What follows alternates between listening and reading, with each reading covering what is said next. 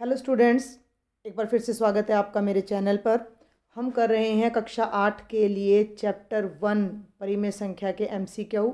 Last video lecture में मैंने आपको 10 एमसीक्यू करवा दिए थे बेटा। अब हम करते हैं नेक्स्ट क्वेश्चन हमारा, जो कि है प्रश्न संख्या 11 हल करें। इससे आसान प्रश्न हो नहीं सकता, पता नहीं इन्होंने कैसे दे दिया। ये कहता है हल करें 14 जमा 29, बिल्कुल तीसरी कक्षा का प्रश्न है ये। 9 और 4 13, 1 2 और 1 3 और 1 4, और आपका आंसर 43 आ जाएगा, जो कि ऑप्शन नंबर सी है। ठीक है।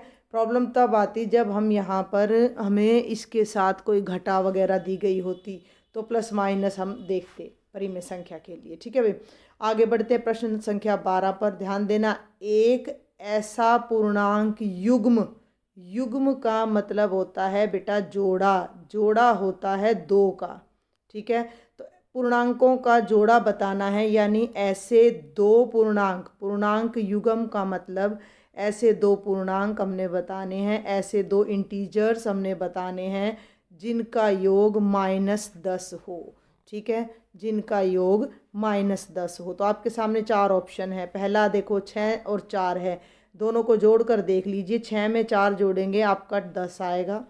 दूसरा ऑप्शन है -6 और 4। जब आप -6 में +4 ऐड करोगे तो दोनों के अपोजिट चिन्ह है, तो राशियां घट जाएंगी, यानी 6 में से 4 गए 2 और यहाँ माइनस लग जाएगा। तीसरा युग्म है -6 और -4।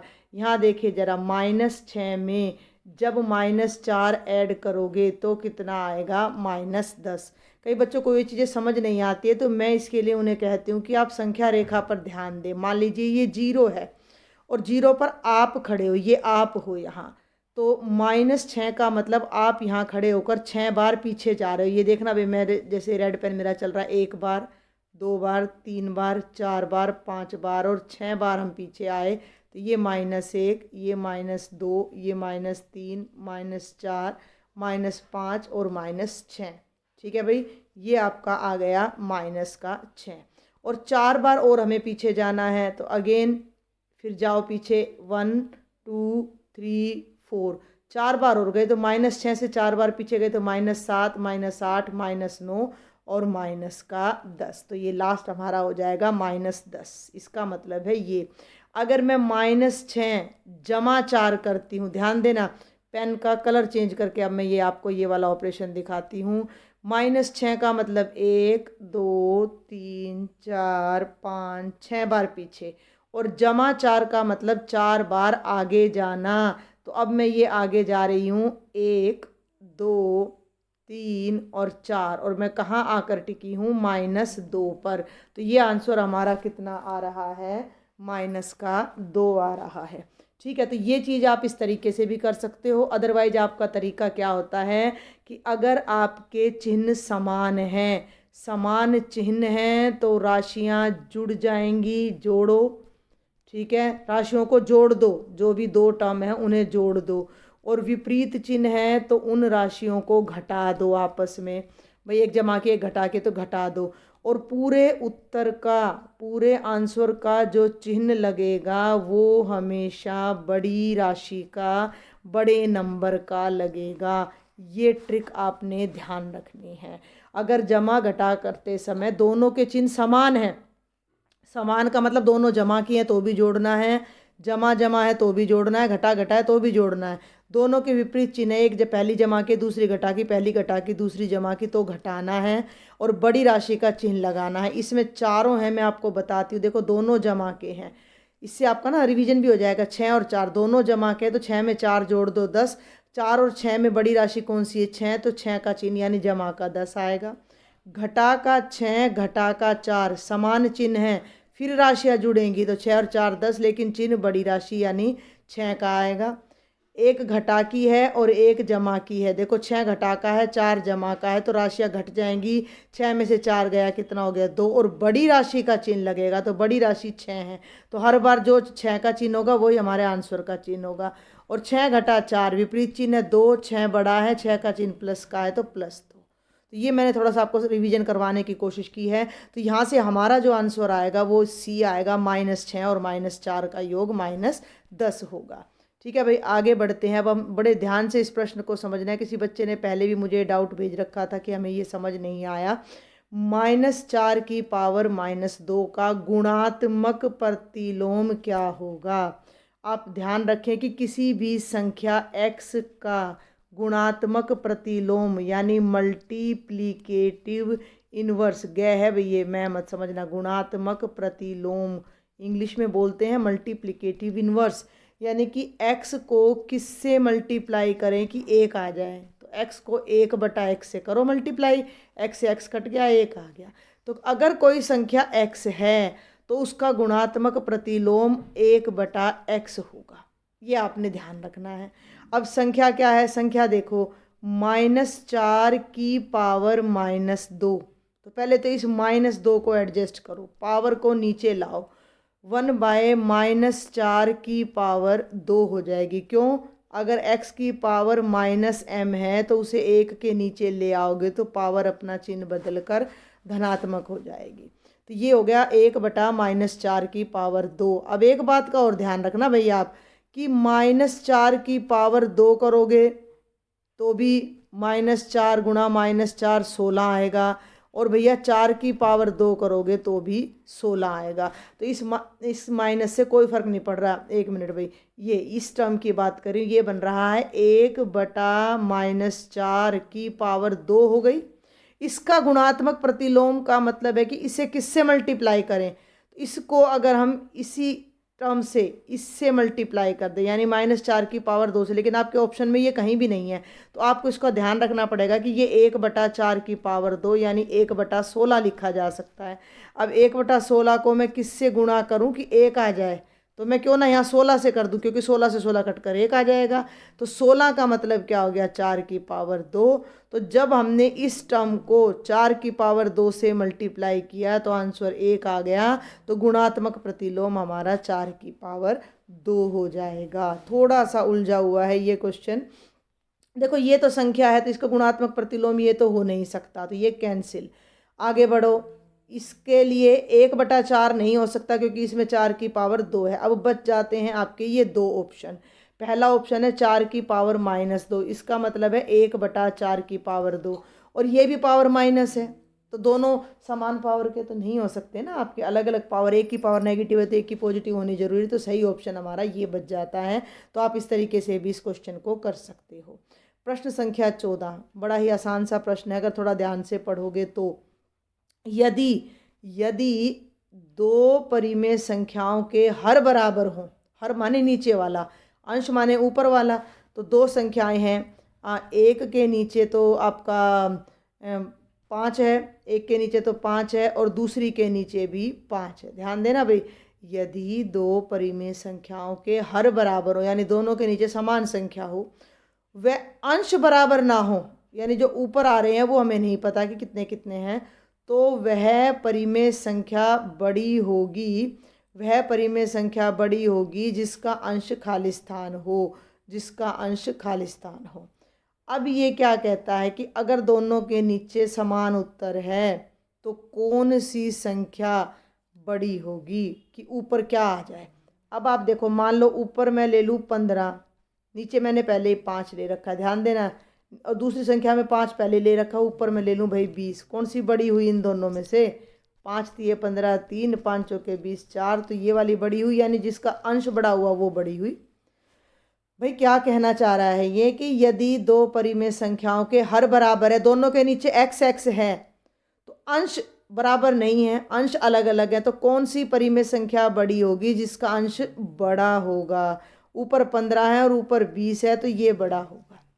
ठीक है, एग्जाम्पल मैं आपको करके दिखा चुकी हूँ। मान लो दोनों के नीचे 4 है, ऊपर 8 भी लिख लो और 16 भी, कौन सा बड़ा पाएगा, ये पाएगा, क्योंकि 4 चौके 16, 4 दूनी 8। तो अंश छोटा है तो संख्या भी छोटी है, अंश बड़ा है तो संख्या भी बड़ी है। कब, जब हर बराबर है, कब, जब हर बराबर है, तो बड़ा आना चाहिए। प्रश्न संख्या 15, गुणनात्मक तत्समक बराबर होता है, इंग्लिश में बोलते हैं multiplicative identity. Multiplicative identity, identity means यहाँ क्या मतलब है कि किसी नंबर x को किससे मल्टीप्लाई करें कि x ही आ जाए, किसी नंबर x को किससे मल्टीप्लाई करूं कि x ही आ जाए। सिंपल सी बात है, किसी भी नंबर को 1 से मल्टीप्लाई कर दो। हर नंबर को अगर आप 1 से मल्टीप्लाई करोगे तो वो नंबर अपने आप आ जाएगा। तो 1 जो है, एक जो है वो हमारा गुणनात्मक तत्समक होता है। तो सही उत्तर सी आ जाएगा। ठीक है भाई, कोई भी संख्या ले लो, 1000 ले लो, 1000 को 1 से गुणा करोगे तो भी 1000 ही आना है। 1000 को 1 से गुणा करोगे तो भी 1000 ही आना है। तो गुणात्मक तत्समक हमेशा 1 होगा। इसमें ये आंसर आ गया आपका। अब मैं आगे बढ़ती हूँ प्रश्न संख्या 16 पर। फिर व्युत्क्रम का आ रहा है। ये व्युत्क्रम का आपने विशेष ध्यान रखना है। 2/5 की पावर -1 का व्युत्क्रम बताना है। अगर घात नहीं हो तो व्युत्क्रम बहुत आसान है। तो पहले तो इस घात को हल करो। ऋणात्मक घात है तो इसको उल्टा कर लो, 5/2। तो ये घात धनात्मक हो जाएगी, 1 हो गई, यानी ये संख्या बन गई 5/2। ध्यान देना भाई, ये तो हमें दी गई है, ये तो हमें दी गई संख्या है कि 2/5 की पावर -1 थी। इसको उल्टा कर दें तो पावर का साइन चेंज हो जाता है। हम सबको पता है कि पावर को नीचे से ऊपर ले जाए और ऊपर से नीचे ले जाए तो साइन चेंज हो जाता है। संख्या आ गई 5/2। अब इसका हमने क्या बताना है? व्युत्क्रम बताना है। इसी संख्या का हमने व्युत्क्रम बताना है। व्युत्क्रम का मतलब इसका उल्टा, व्युत्क्रम का मतलब इसका उल्टा। तो 5/2 का व्युत्क्रम क्या हो जाएगा? 2/5। लास्ट लेक्चर में किसी बच्चे ने मुझसे कमेंट बॉक्स में पूछ रखा था कि मैम क्वेश्चन नंबर 8 नहीं आया। अरे क्वेश्चन नंबर 8 भी बेहद आसान है। -1 सही 1/7 का आपने व्युत्क्रम बताना था। तो 7 एकम 7 और इसमें 1 जोड़ दें तो ये बन गया -8/7। और जब हम इसका व्युत्क्रम निकालेंगे तो 7 ऊपर और 8 नीचे आ जाता है। तो ये इसी प्रश्न पत्र का, इसी मल्टीपल चॉइस क्वेश्चन की लिस्ट का 8वां क्वेश्चन था जो मुझसे किसी बच्चे ने पूछा था। तो मैंने यहाँ आपको बता दिया है। ये हो गए हमारे 16 प्रश्न। अब हम आ जाते हैं प्रश्न संख्या 17 पर। फिर से व्युत्क्रम बहुत आसान। 21/58 का व्युत्क्रम उल्टा कर दो, 58/21, खत्म क्वेश्चन। सबसे छोटी प्राकृत संख्या, प्राकृत संख्याएं हम सबको पता है कहाँ से शुरू होती हैं? 1 से। तो सबसे छोटी प्राकृत संख्या 1 हो गई। ऐसी परिमेय संख्या जिसका कोई व्युत्क्रम नहीं है। देखो भाई, सबको ले लो बारी बारी से। 0 है, 1 है, 2 है और -2 है। 0 है, 0 के नीचे क्या होगा? 1। तो 0/1 का व्युत्क्रम करोगे तो 1/0। क्या 1/0 का कोई अर्थ है? डिनोमिनेटर में 0 आ जाए। मैंने बताया था कि 0 में से एक चॉकलेट मिलना असंभव है। 0 में से एक चॉकलेट मिलना असंभव है। तो 0 1/0 अर्थहीन है। तो 0 का कोई व्युत्क्रम नहीं होगा। 1 के व्युत्क्रम की बात करूं तो 1 होगा। 2 के व्युत्क्रम की बात करूं तो 1/2 होगा। -2 के व्युत्क्रम की बात करूं तो 1/-2 होगा। लेकिन 0 का कोई व्युत्क्रम रेसिप्रोकल नहीं होगा। तो आगे बढ़ते हैं बेटा। प्रश्न संख्या 20। -2/3 जमा खालिस्तान बराबर 0, यानी -2/3 में क्या जोड़ें कि 0 आ जाए? अरे बहुत आसान है। किसी कोई संख्या नकारात्मक दे रखी है, नेगेटिव दे रखी है, तो उसमें उसका पॉजिटिव जोड़ दो, 2/3 जोड़ दो। 2/3 से 2/3 कैंसिल हो जाना, कितना आ जाएगा? 0।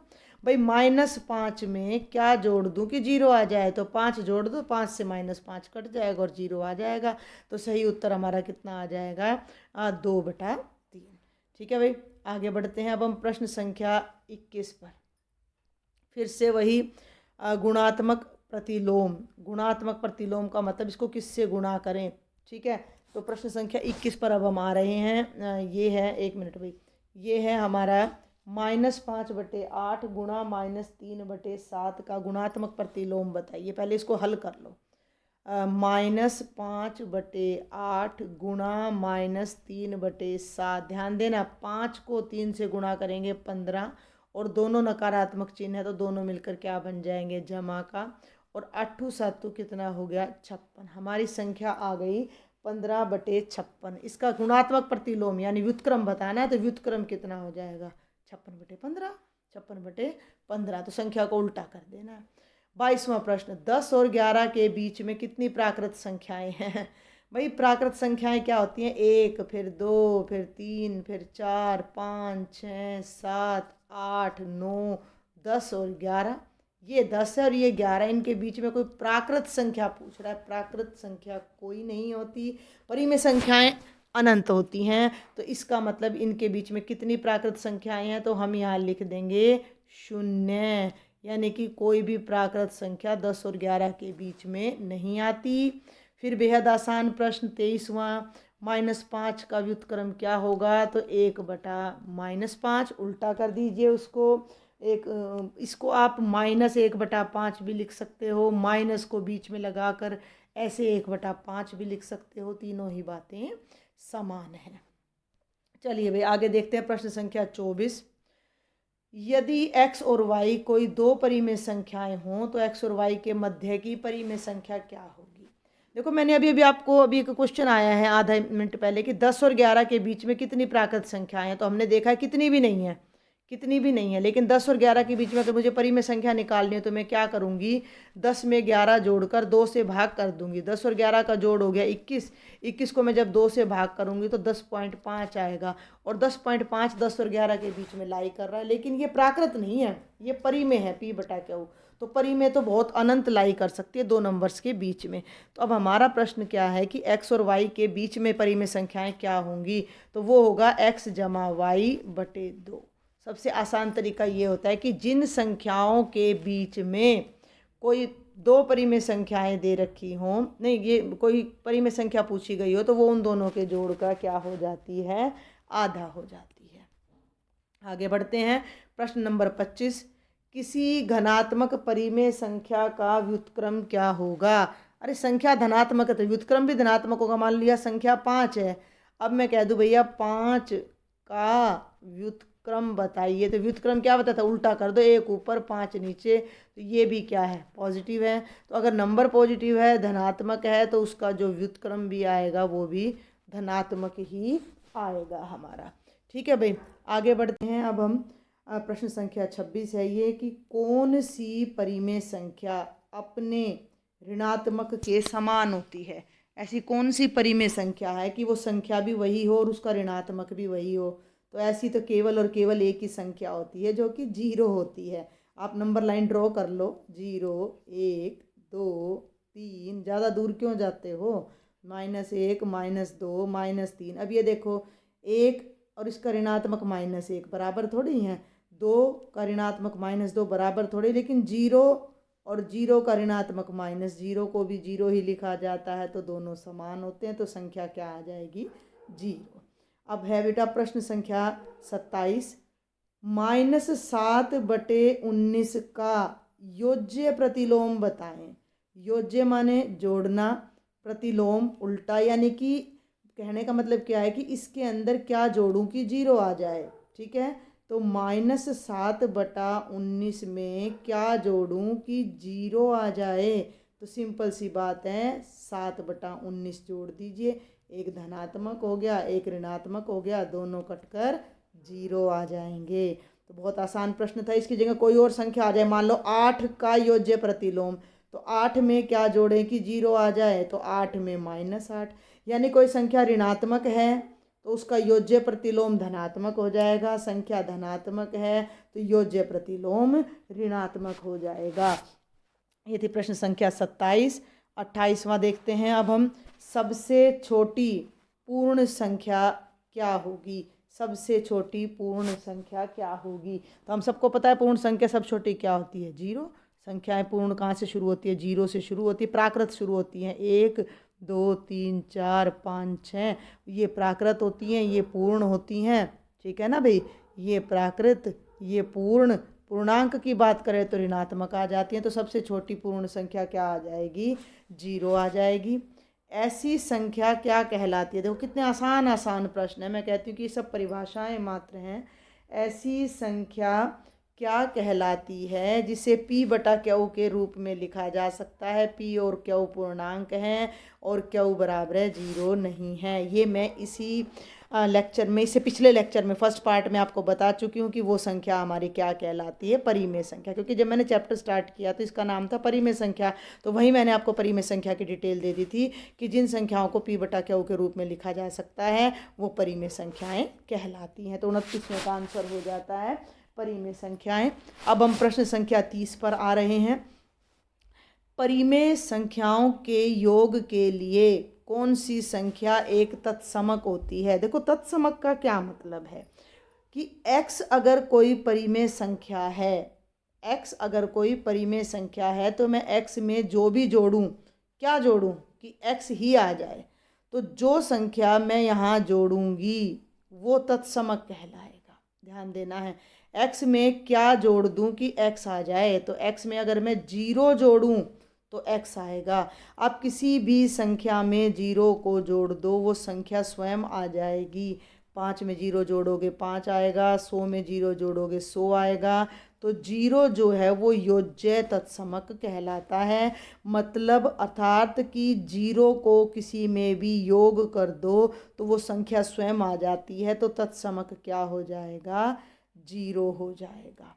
ठीक है भाई, ये थी प्रश्न संख्या 30। अभी हम ये एक एक अंक के छोटे छोटे प्रश्न हैं, इनको सबको ही कवर कर लेते हैं। अगला है प्रश्न संख्या 31। ये भी ऐसा ही है, पूर्णांकों और पूर्ण संख्याओं के लिए योज्य तत्समक क्या होगा? तो पूर्णांकों में भी 0 जोड़ दो और भाई पूर्ण में भी 0 जोड़ दो तो वही संख्या आ जाएगी, तो तत्समक हो जाएगा 0। ठीक है भाई, आगे बढ़ते हैं। नेक्स्ट प्रश्न है प्रश्न संख्या 32।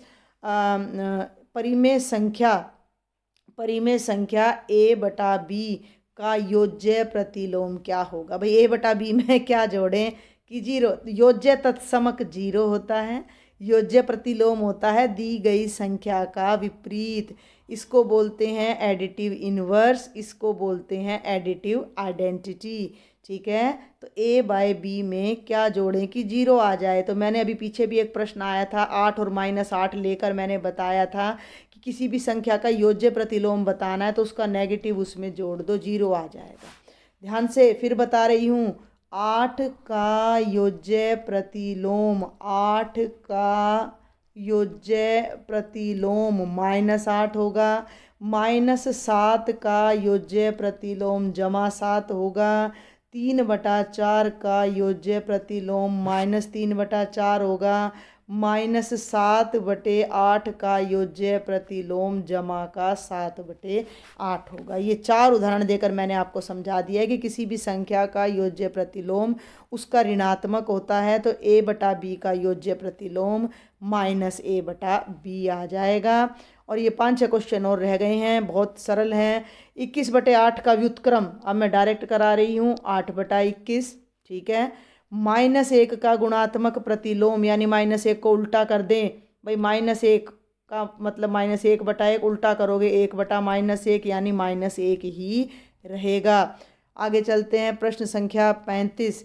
3 सही 1/3 का गुणात्मक प्रतिलोम क्या होगा? पहले तो इसको देखो कि 3 सही 1/3 के भिन्न तोड़ लो।